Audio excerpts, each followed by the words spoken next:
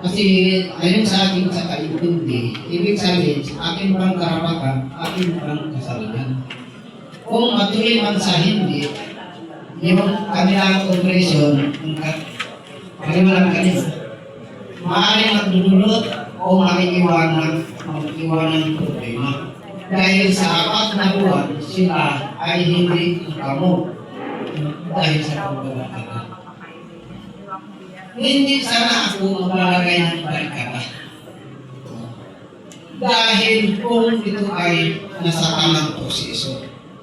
Hindi mo, bago bago na lang naman kung equipment yung pasok na walang kain ko at walang isa sa akin tayo. Kaya tayo ako ng barkada. Yan kung dahil. Tapos ngayon, karapatan ko pa, para mag-iwanag ka muna sa sinasabi niya. Para iwanan nila ako ng kaso. Kung yan man ang batas, ayun na. Basta sa akin lang, pinaglaban ko lang, yung karapatan namin, ancestral domain, ang ninuno, ay pag-aarit namin. Hindi ako nag-aaral na hindi akin.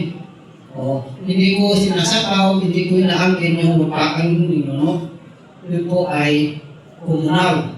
Pero naayon sa batas, pag ikaw isang IPS leader na nakatala doon, kailangan may lupang ninuno ka. Kung mapabor na ang lahat, sabi natin, ako na lang isa na ipag-ayaw. Ako na yan, hindi ko sila binubibigyan, pero nakaantong na tayo doon sa diskusyon. Sa akin, malawan lang. Patunayan nila, kung may mga lupang ninuno sila doon, at ituro yung nag-upload na paramilahin ang aking sariling lupang ninuno, kami na, kung saan yung libingan ng mga ninuno, kalulog-lulog. Yun lang sir, hindi ko yan angkinin yung ancestral domain, itong pangingin, no? Pagkalatan na yan. Ang kinanindigan ko lang, itong laban ko lang, yung lupang ninuno, para sa amin yan naman na iwan.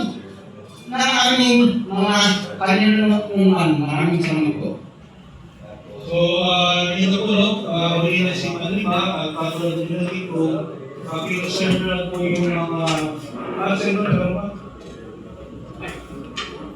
Mayor, request at manifestation po.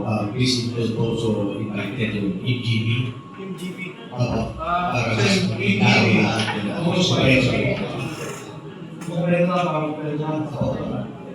Sir, MGB. Yung maano po, Manila, medyo. maganda po sila kasi nag-approve ng mga documents. I-address po doon sa pinaka-director ng MGB. Hindi po, magpadala po sila ng representative na po sila. Thank you po. So, sila lang ba na mahinig ng